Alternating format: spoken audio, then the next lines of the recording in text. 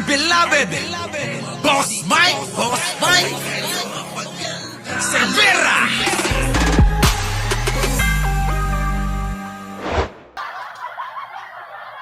Kung maalala nyo si Sal Panelo, ay laging nakadikit kay Digonyo, minsan nasa kanan, minsan nasa kaliwa.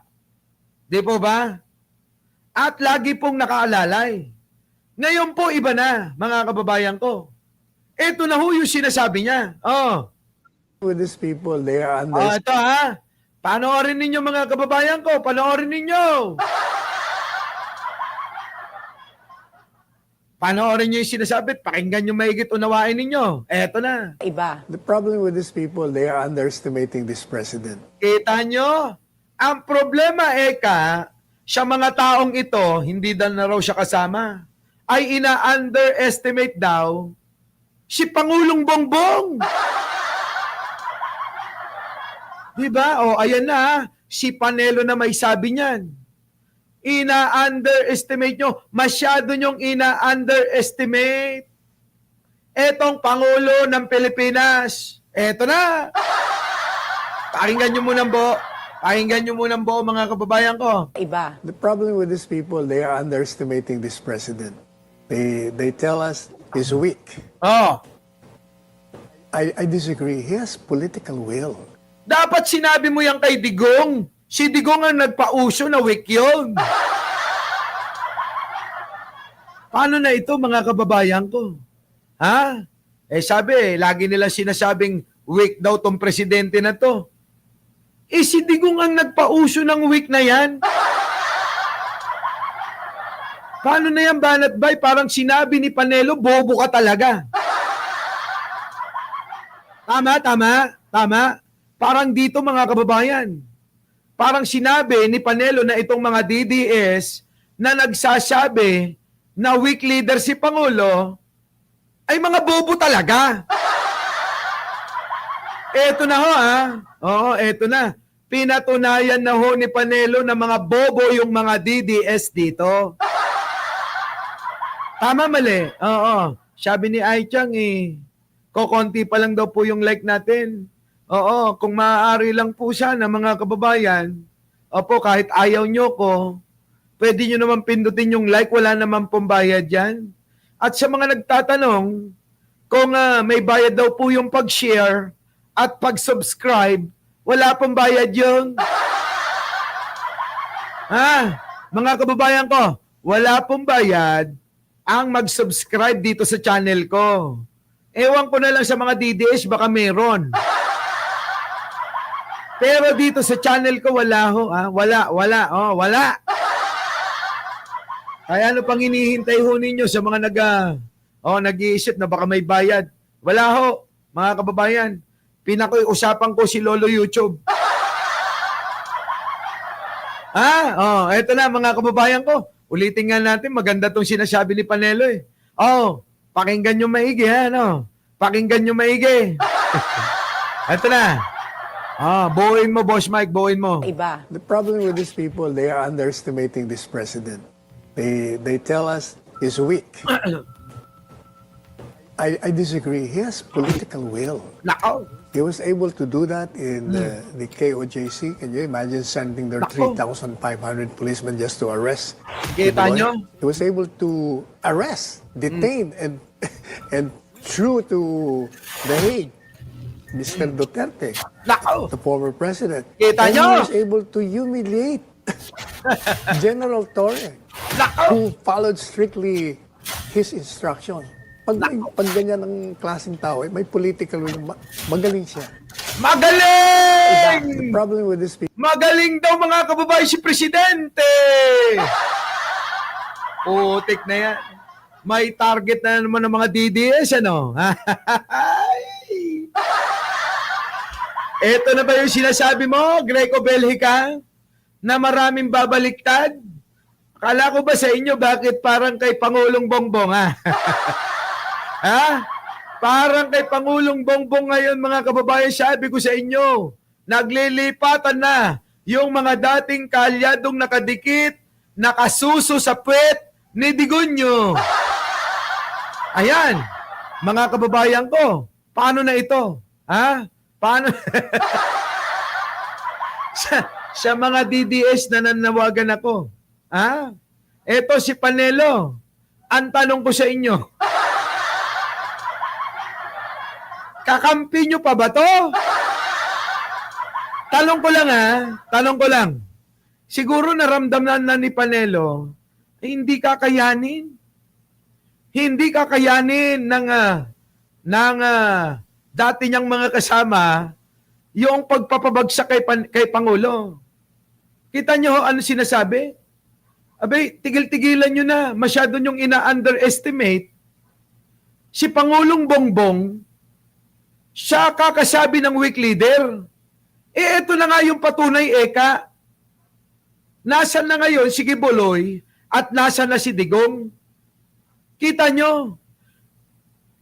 Lahat ginawa na ninyo. Hiniyaan nyo na si General Torre. Lahat na ginawa ninyo. Pero, sabi ni Panelo, wala pa ring nangyari. Kaya si Pangulong Bongbong Eka ay isang magaling na presidente.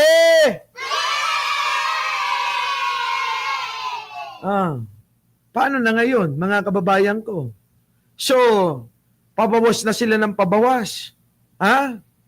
Pag nawala si Panelo, alam nyo naman si Panelo, isang masugid na taga-suporta ni Digonyo. Siguro isip-isip niya.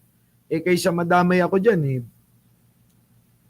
politika lang naman to, di babaliktad na ako. Di ba? Tama ba? Tama ba? Hindi kaya ganon? Dami iiyak niyan, ka-vibes. So ngayon kasi, dito pa lang sa salita ni Panelo, ulitin ko lang. Parang sinasabi niya na talagang nuknukan ng mga tanga, bobo, mangmang ang mga DDS, Anong silbi ng mga pinaggagawa ninyo? Lahat na ginawa ninyo. Nirecruit nyo na lahat. Dinamay nyo na lahat. Pati nananahimik na INC, dinamay ninyo. Ano nangyari? Si Presidente, ayun, Presidente pa rin.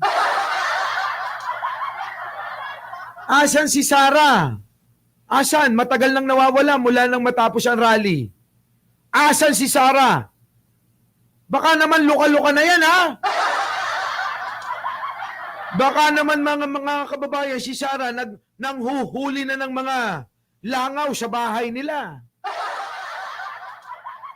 Kaya, bilang pag-aalala, abay, silip-silipin nyo naman siya. Di ba? Silip-silipin nyo. Diyos ko, nakakahiya. Yung mga taga-Davao nga raw, tamemeng lahat Kasi umaasa daw po, kasi pinaasa ng mga Duterte na papalit na si Sara. Netong nakaraang November 16, 17, 18. Yan po talaga. Kaya mga kababayan, maraming nagko-comment dyan ng mga tatanga-tanga Ano sabi nila? Malapit nang matapos, Eka, yaang kaligayahan ninyo. Tama ba? Yun lang lagi kino-comment ng mga bobot tanga Asa na ngayon yung mga nagko-comment ng mga hinayupak na yan? Magsilabasang nga kayo? Sisingilin namin kayo. Wali, mga kababayan, wali. Oo. Sabi ni Scramble wala pa raw ho siya 1/4 yung nagla-like sa inyo. Asan na yung mga yon? Mga hinampil kayo, baybayin natin to. Iba. The problem with these people, they are underestimating this president. Yan daw ang problema sa inyong mga bobot tangang mga DDS. Yung mga sumusuporta. Ikaw, si Labi. Sino si Labi? Si Mike Defensor. Tignan nyo yung Labi, mga kababayan ko. Itong bobo na abogadong si Greco Belhica. Ano na? Ayun sabi Sinasabi na ni Panelo, bobo ka raw. Oh, sino pa yung mga maiingay dyan? Si Roque. Si Roque nagguray-guray na yung wig niya. Mukhang nauna pang naguray yung katawan niya kaysa sa pilukan niya. Ayun. Inabutan na ng atake, stroke yung bakla.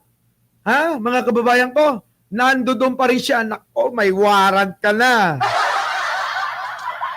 Di ba? Eh, wala. Walang magagawa itong mga ito. Nasaan na kayo? Asan na kayo? Oh. They tell us he's weak. Sabi nga nyo, sama mo sarili mo. Ito, bumabalimbing ka na ba? Ayaw mo siguro ng, ewan ko, mula nung,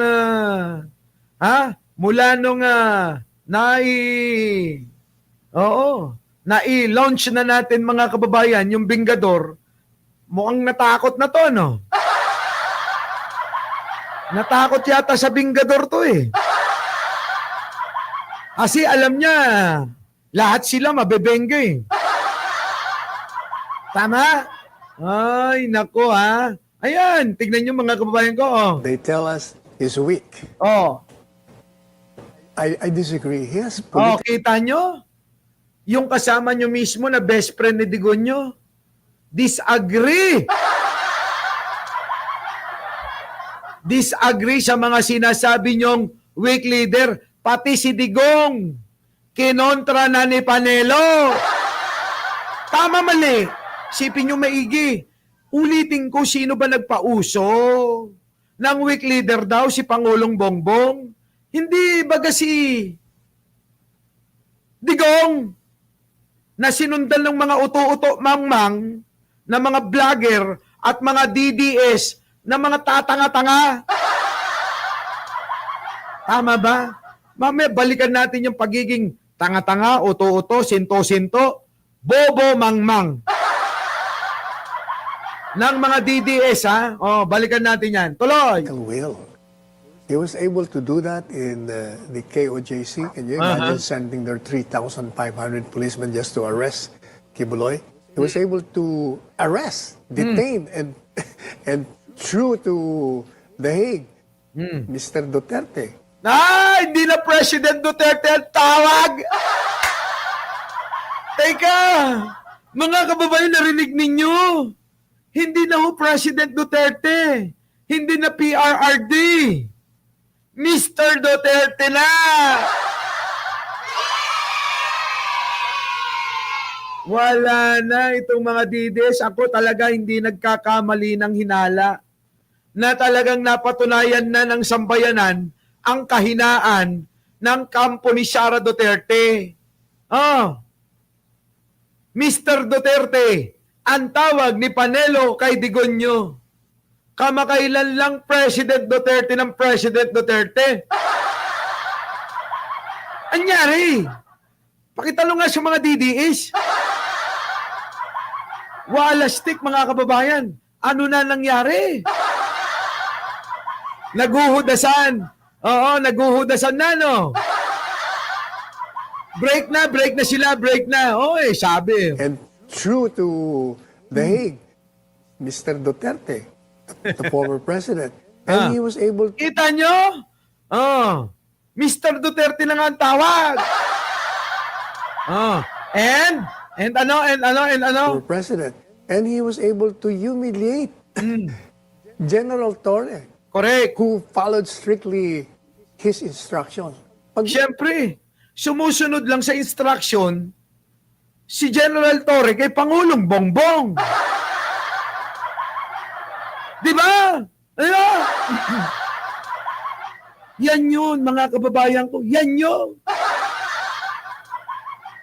Tuloy. May pag ganyan ang klaseng tao, may political will, magaling siya. Magaling siya!